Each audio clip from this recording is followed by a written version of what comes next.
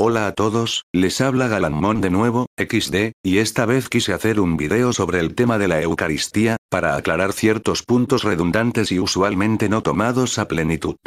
Como en mi video anterior, usaré la versión de la Biblia usada por los protestantes. Así que empecemos con el tema. La Eucaristía. ¿Presencia real o simbólica de Cristo? Vemos los siguientes puntos de manera ordenada del 1 al 12. Empecemos. Primero. En los evangelios dice lo siguiente. Y mientras comían, tomó Jesús el pan, y bendijo, y lo partió, y dio a sus discípulos, y dijo: Tomad. Comed. Esto es mi cuerpo. Y tomando la copa, y habiendo dado gracias, les dio, diciendo: Bebed de ella todos. Porque esto es mi sangre del nuevo pacto, que por muchos es derramada para remisión de los pecados. Mateo 26. Del 26 al 28. Notar que dice que tomó el pan, luego que dijo Jesús: Esto es mi cuerpo. Sigamos con el siguiente evangelio. Y mientras comían, Jesús tomó pan y bendijo, y lo partió y les dio. Diciendo: Tomad, esto es mi cuerpo. Y tomando la copa, y habiendo dado gracias, les dio. Y bebieron de ella todos. Y les dijo: Esto es mi sangre del nuevo pacto, que por muchos es derramada. Marcos 14. Del 22 al 24. Notar que acá también dice que tomó el pan, luego que dijo Jesús: Esto es mi cuerpo. Sigamos ahora con el siguiente evangelio. Y tomó el pan y dio gracias, y lo partió y les dio, diciendo: Esto es mi cuerpo, que por vosotros es dado. Haced esto en memoria de mí. De igual manera, después que hubo cenado, tomó la copa, diciendo: Esta copa es el nuevo pacto en mi sangre, que por vosotros se derrama. Lucas 22. Del 19 al 20. Nuevamente dice que tomó el pan, luego que dijo: Esto es mi cuerpo. Ahora veamos que, incluso en la Biblia protestante dice en los tres pasajes: Tomó pan, dijo: Esto es mi cuerpo. Ahora, leamos lo que no dijo Jesús. Así es, leer lo que no dice la Biblia, puesto que, como dice un dicho, es bueno callar donde la Biblia calla. Por ende, no hay que leer ni agregar tácitamente ideas que no dicen en la palabra, y menos aún que, agregadas, vayan en contra de lo que dice explícitamente dentro del mismo contexto. Jesús no dijo: Esto representa mi cuerpo. Jesús tampoco dijo: Esto simboliza mi cuerpo. Jesús tampoco dijo: Esto es el signo de mi cuerpo. Jesús tampoco dijo: Esto es el recuerdo de mi cuerpo. Ni ninguna de las cosas que los protestantes nos dicen sobre lo que Jesús se refería sobre el pan, pero sigamos con el tema. Segundo. Jesús manda y ordena que hagamos esto en memoria de él, no lo sugiere como algo conmemorativo solo para ayudar a recordarlo. Leamos nuevamente la cita con una lupa. Y tomó el pan y dio gracias, y lo partió y les dio, diciendo: Esto es mi cuerpo, que por vosotros es dado. Haced esto en memoria de mí. Tercero. El significado de la palabra memoria o memorial según el contexto de la Biblia. Este es un error muy común de los protestantes, puesto que quieren contraponer todo lo que el Señor nos dice sobre su presencia real en la Eucaristía contra una palabrita que ellos interpretan desde su propia mentalidad, es decir, desde la mentalidad actual del siglo XXI, cuando se debería interpretar la palabra desde la mentalidad de la época en la que se escribió, y más explícitamente, dentro del pacto en el que se escribió. Para nosotros, la palabra memoria significa un recuerdo, pero para ellos no significaba eso. La palabra en español para la traducción es memorial, traducción de la palabra original en hebreo, que era desde siempre un sacrificio, una ofrenda ofrecida para el perdón de los pecados. Veamos lo que nos dice el libro del Levítico sobre esto. Y tomará el sacerdote de aquella ofrenda lo que sea para su memorial, y lo hará arder sobre el altar. Ofrenda encendida de olor grato a Dios. Levítico 2. 9. Lo primero que nos dice sobre lo que significa esta palabra es que se trata de una ofrenda, la cual era ofrecida para Dios, pero sigamos viendo lo que nos dice el libro del Levítico. Mas si no tuviere lo suficiente para 2 tórtolas, o 2 palominos, el que pecó traerá como ofrenda la 10ª parte de un efa de flor de harina para expiación. No pondrá sobre ella aceite, ni sobre ella pondrá incienso, porque es expiación.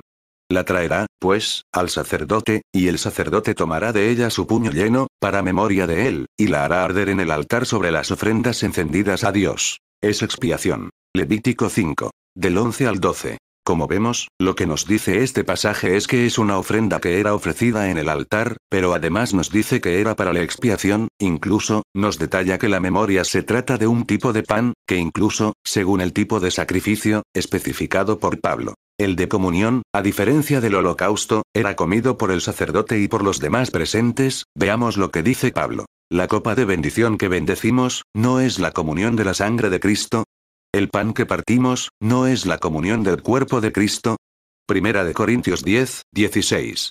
Pablo nos revela además, que el pan y el vino son ofrendas de comunión, las cuales son un tipo de ofrenda que no era incinerada en el altar en su totalidad como los holocaustos, sino que eran comidas por el sacerdote y por el resto del pueblo en un banquete. Veamos la referencia que nos da, pero para esto usaré la versión de la Biblia de Jerusalén, puesto que la versión Reina Valera lo traduce como acción de gracias y otras veces se suplanta la palabra comunión por sacrificio de paz, pero hablando de conceptos es lo mismo. Dice así: esta es la ley del sacrificio de comunión que se ofrece a Yahvé. Si se ofrece en alabanza, se ofrecerán, juntamente con el sacrificio de alabanza, panes ácimos amasados con aceite, tortas ácimas untadas de aceite y tortas de flor de harina amasadas con aceite.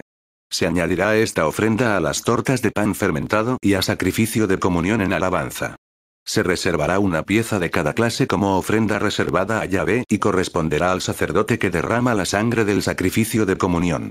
La carne del sacrificio de comunión en alabanza se comerá el mismo día de su ofrecimiento, sin dejar nada de ella para la mañana siguiente. Levítico 7. Del 11 al 15. Incluso desde esta época, ya se prefiguraba el ofrecer panes como sacrificios de comunión ofrecidos para alabanza a Dios. Como vemos, las raíces más primigenias de la Eucaristía se encuentran desde aquí y fueron tomando forma a través de la Biblia hasta ser lo que hoy conocemos, pero sigamos con la definición del significado de la palabra memoria. Y tomará de ella un puñado de la flor de harina de la ofrenda, y de su aceite, y todo el incienso que está sobre la ofrenda, y lo hará arder sobre el altar por memorial en olor grato a Dios. Levítico 6, 15. Una vez más, se habla de la ofrenda del memorial como lo que es, y no como un recuerdo, como nos dicen los protestantes, quienes van al diccionario para buscar una definición en la Biblia en lugar de escudriñar lo que ella dice según el contexto tomado a plenitud. Corroboramos el significado de la palabra memoria o memorial en el Nuevo Testamento.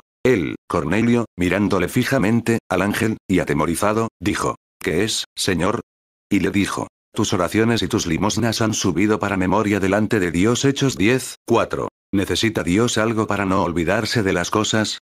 ¿O es que en realidad la palabra memoria sería más bien memorial, que significaba desde el Antiguo Testamento un sacrificio ofrecido para el perdón de los pecados? Cobra sentido el inferir por lógica, que Dios manda un ángel, no para avisarle que Dios se va a acordar de sus oraciones y limosnas, sino para informarle que éstas han sido aceptadas como memorial, ofrenda de sacrificio y alabanza dada a Dios que él aprecia y tiene en cuenta. Cuarto. Jesús dijo ser muchas cosas, pero jamás dijo que era una de ellas, tocándola y enfatizando más de una vez para que lo entendieran como algo literal. Algunos protestantes dicen que, si bien debemos creer que Jesús está realmente en el pan, entonces también debemos creer que cualquier puerta por donde pasan ovejas o cualquier vid plantada en la tierra es su cuerpo, pero analicemos las citas. Volvió, pues, Jesús a decirles: de cierto os digo, yo soy la puerta de las ovejas. Juan 10, 7. Aquí efectivamente Jesús dice que es la puerta de las ovejas. Veamos otra cita: yo soy la vid verdadera, y mi Padre es el labrador. Juan 15, 1. Nuevamente, vemos que Jesús se identifica con un objeto, en este caso con una vid. Y sí, podríamos pensar que el cuerpo del Señor son esas dos cosas además del pan, pero a diferencia del pan, Jesús no dijo estas cosas tocando el objeto para que se le entienda literalmente, es decir, no tocó una puerta y dijo: yo soy esta puerta, ni tocó una vid diciendo: yo soy esta vid. Pero sí dijo, tomando el pan: esto es mi cuerpo, que incluso lo repite más de una vez y asegurándose de que se le entienda literalmente para que no hayan confusiones. Un pequeño ejemplo. Imaginemos que un amigo nos habla de una persona alta, y nos dice: ese tipo medía 2,5 metros, y nosotros respondamos: sí, seguro era muy alto, imaginando que medía máximo 1,80 metros. Pero luego nos vuelve a decir: ¿en serio, medía 2,5 metros? Y nosotros respondamos con cierto tono de sorpresa y duda: sí, seguro era muy alto. Imaginando que mide 1,90 metros o máximo 2 metros, y finalmente nos dice esa persona: no, en verdad que digo que medía 2,5 metros, y ahí recién, entendamos que literalmente, la altura desde los pies hasta la parte superior de la cabeza de esa persona es de 250 centímetros, pues de igual forma Jesús no solo repitió, sino que profundizó el hecho que de literalmente ese pan, era, y es su cuerpo. Pero sigamos con el tema. Quinto. Pablo nos dice que Jesús es sumo sacerdote, según el orden de Melquisedec. Porque tanto él como Melquisedec ofrecían pan y vino en el altar como sacrificio en lugar de animales. Veamos lo que nos dice el Génesis sobre Melquisedec. Entonces Melquisedec, rey de Salem, y sacerdote del Dios Altísimo, sacó pan y vino. Y le bendijo, diciendo: Bendito sea Abraham del Dios Altísimo, creador de los cielos y de la tierra. Y bendito sea el Dios Altísimo, que entregó tus enemigos en tu mano.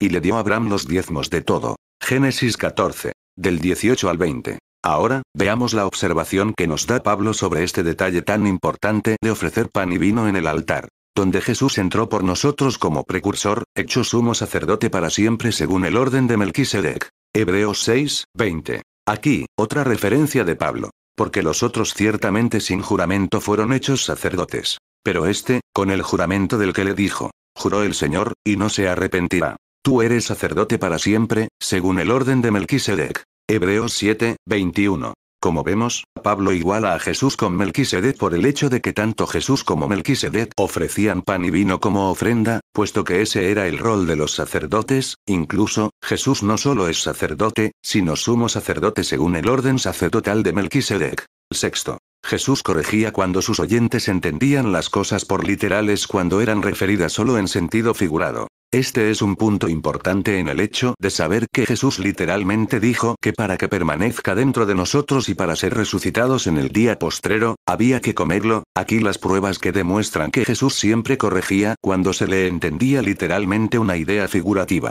El nacer de nuevo. Respondió Jesús y le dijo: de cierto te digo, que el que no naciere de nuevo, no puede ver el reino de Dios. Nicodemo le dijo: ¿Cómo puede un hombre nacer siendo viejo? ¿Puede acaso entrar por segunda vez en el vientre de su madre, y nacer?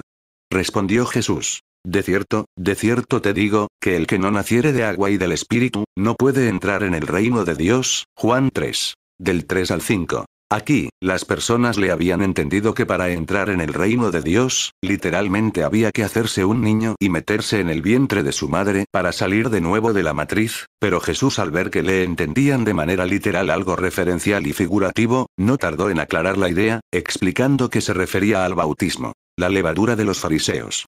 Y Jesús les dijo: Mirad, guardaos de la levadura de los fariseos y de los saduceos. Ellos pensaban dentro de sí, diciendo: Esto dice porque no trajimos pan. Y entendiéndolo Jesús, les dijo: ¿Por qué pensáis dentro de vosotros, hombres de poca fe, que no tenéis pan? ¿No entendéis aún, ni os acordáis de los 5 panes entre 5.000 hombres, y cuántas cestas recogisteis? ¿Ni de los 7 panes entre 4.000, y cuántas canastas recogisteis? ¿Cómo es que no entendéis que no fue por el pan que os dije que os guardaseis de la levadura de los fariseos y de los saduceos? Entonces entendieron que no les había dicho que se guardasen de la levadura del pan, sino de la doctrina de los fariseos y de los saduceos. Mateo 16. Del 6 al 12. En este segundo caso, los oyentes, en este caso los apóstoles, habían entendido que literalmente debían dejar de consumir el producto para el pan vendido por los fariseos y saduceos, pero Jesús corrigió este error explicando que era algo figurativo y se refería a la doctrina de los mismos. El que conoció a Abraham en persona. Abraham, vuestro padre, se gozó de que había de ver mi día. Y lo vio, y se gozó. Entonces le dijeron los judíos: ¿Aún no tienes 50 años, y has visto a Abraham? Jesús les dijo: de cierto os digo, antes que Abraham fuese, yo soy. Juan 8. Del 56 al 58. Los judíos pensaban que afirmaba haber vivido en tiempo de Abraham, pero Jesús reiteró lo dicho con una triple ratificación. Primero repite su afirmación diciendo que existía en tiempo de Abraham y aún antes. Luego, vemos que hace como un juramento: de cierto os digo. Finalmente afirma que Él es el yo soy, nombre de Dios. Éxodo 3, 14. Séptimo. Verdadero no significa simbólico, ni representativo, ni figurativo. Jesús mismo habla de comerlo, que es igual que comer su carne, que es igual que comer el pan. Veamos la cita de Juan: me salió sin querer una rima, XD. Yo soy el pan vivo que descendió del cielo. Si alguno comiere de este pan, vivirá para siempre. Y el pan que yo daré es mi carne, la cual yo daré por la vida del mundo. Entonces los judíos contendían entre sí, diciendo: ¿Cómo puede éste darnos a comer su carne? Jesús les dijo: de cierto os digo, si no coméis la carne del Hijo del Hombre, y bebéis su sangre, no tenéis vida en vosotros. El que come mi carne y bebe mi sangre, tiene vida eterna. Y yo le resucitaré en el día postrero. Porque mi carne es verdadera comida, y mi sangre es verdadera bebida. El que come mi carne y bebe mi sangre, en mí permanece, y yo en él. Como me envió el Padre viviente, y yo vivo por el Padre, asimismo el que me come, él también vivirá por mí. Este es el pan que descendió del cielo. No como vuestros padres comieron el maná, y murieron. El que come de este pan, vivirá eternamente. Juan 6. Del 51 al 58. Notemos que dice en especial el versículo 57. Como me envió el Padre viviente, y yo vivo por el Padre, asimismo el que me come, él también vivirá por mí. Por si no queda clara la idea, dice explícitamente. El que me come. Entonces, ¿qué sugiere esto? Tengamos en cuenta los siguientes factores. 1. ¿No será por eso que se escandalizaron los judíos? ¿Porque dijo que el pan era realmente su cuerpo? 2. Se hubieran escandalizado si Jesús se refería a un pan simbólico y representativo como nos dicen los protestantes que es ese pan. 3. ¿Hubo acaso problemas de comprensión de lenguaje entre Jesús y sus compatriotas? Pues no, porque hablaban el mismo idioma y dialecto. 4. Si acababan de recibir y comer pan producto de la multiplicación de panes, ¿por qué se habrían ido después de eso? ¿No habrá sido porque literalmente dijo Jesús que había que comérselo, tal y como dice la cita de Juan 6, 57? 5. ¿Negoció acaso Jesús las cosas que podían creer? ¿Les ofreció la alternativa de bautizarse, predicar o aceptarlo como Señor y Salvador personal? ¿O dejó que se fueran porque no creyeron lo que Él les dijo? En especial tratándose del requisito para que Él more en cada persona. Luego detallaremos ello. 6. Les dijo que se quedaran, trivializando el hecho de que si bien, ellos podían creer que el pan solo es un símbolo, en comparación de permanecer juntos a pesar que cada uno crea cosas distintas. Pues no, Jesús dejó que se fueran, e incluso les preguntó a los apóstoles si también querían irse, porque Jesús no negocia las verdades, o se acepta o en vano se le sigue y es mejor irse. 7. ¿Cuántas veces hace referencia Jesús de que el pan es su cuerpo mismo y que había que comer su carne? Contémoslas. Yo soy el pan vivo que descendió del cielo. Si alguno comiere de este pan, vivirá para siempre. Y el pan que yo daré es mi carne, la cual yo daré por la vida del mundo. Juan 6, 51. Ahí tenemos la primera. Jesús les dijo: de cierto os digo, si no coméis la carne del Hijo del Hombre, y bebéis su sangre, no tenéis vida en vosotros. El que come mi carne y bebe mi sangre, tiene vida eterna. Y yo le resucitaré en el día postrero.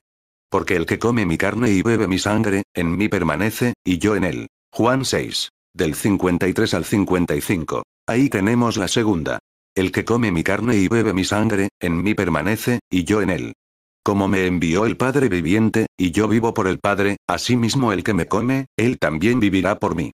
Este es el pan que descendió del cielo. No como vuestros padres comieron el maná, y murieron. El que come de este pan, vivirá eternamente. Juan 6. Del 56 al 58. Ahí tenemos la tercera y definitiva. 8. ¿Explicó acaso Jesús la Eucaristía? No, pero los apóstoles creyeron en lo que él dijo a pesar de que no explicó la manera en cómo él hace que el pan sea su carne. Veamos lo que dice la cita. Dijo entonces Jesús a los 12: ¿Queréis acaso iros también vosotros? Le respondió Simón Pedro: Señor, ¿a quién iremos?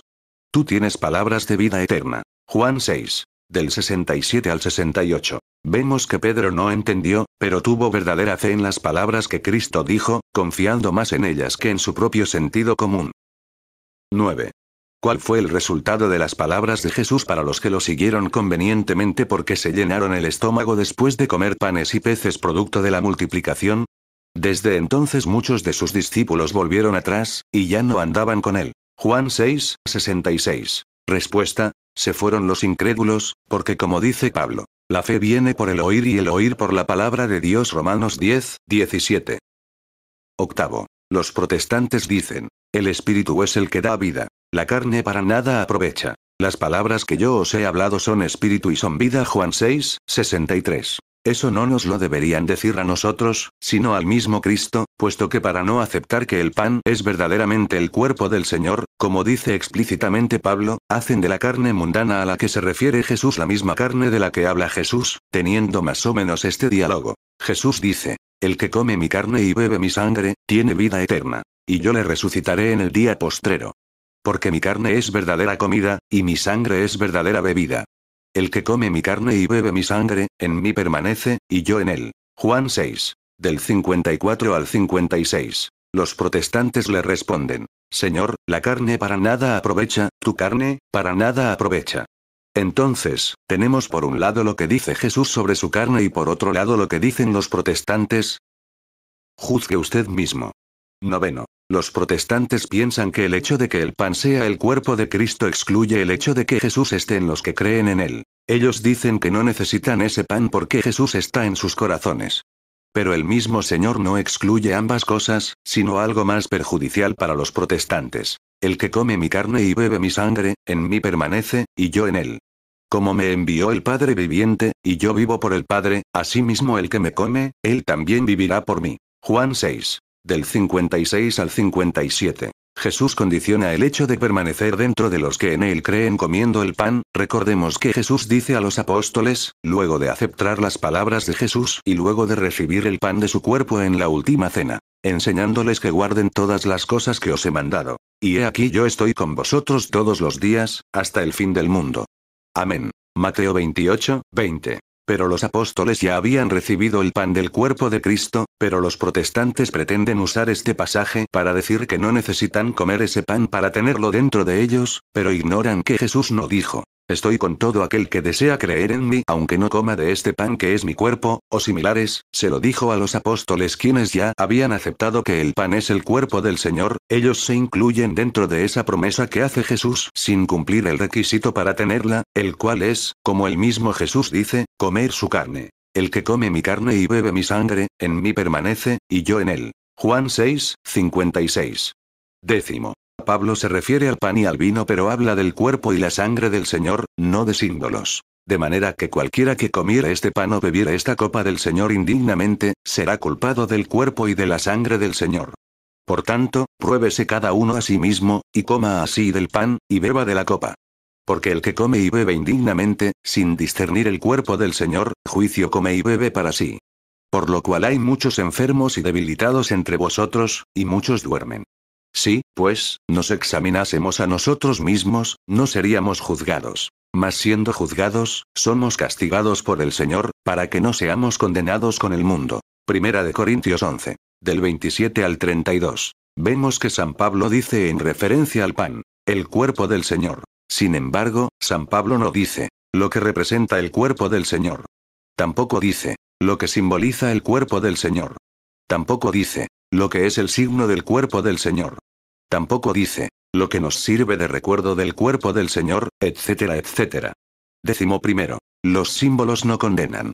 Pablo no solo habla de faltar el respeto a un símbolo, sino de un verdadero sacrilegio que incluso llevaba a morir a algunos, de la misma manera en que murió Uza al tocar el arca, en la que reposaba la presencia verdadera de Dios Altísimo. Vea los siguientes versículos. Y de allí me declararé a ti, y hablaré contigo de sobre el propiciatorio, de entre los dos querubines que están sobre el arca del testimonio, todo lo que yo te mandaré para los hijos de Israel. Éxodo 25, 22. Cuando llegaron a la era de Nacón, Uza extendió la mano sobre el arca de Dios, y la sostuvo, porque los bueyes tropezaban. Y el furor de Dios se encendió contra Uza, y lo hirió allí Dios por aquella temeridad, y cayó allí muerto junto al arca de Dios. Segunda de Samuel 6. Del 6 al 7. ¿No es el mismo tipo de sacrilegio el de Uza que cometieron los de Corinto al recibir ese pan que no era para nada simbólico?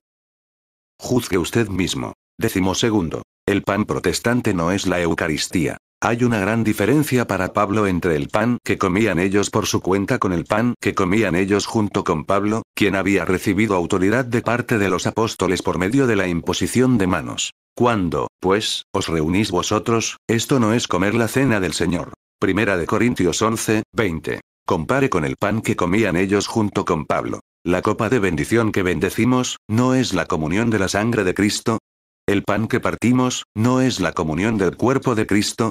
Primera de Corintios 10, 16. Conclusión. Si Dios no es capaz de convertir el pan en su cuerpo, entonces no es todopoderoso. La Eucaristía no se explica, Jesús no lo explicó, se acepta por fe. Aquí el Señor les habla de un pan diferente, diferente del que comieron los judíos en el desierto, diferente incluso al pan fruto del milagro que acababan de comer en la multiplicación de panes.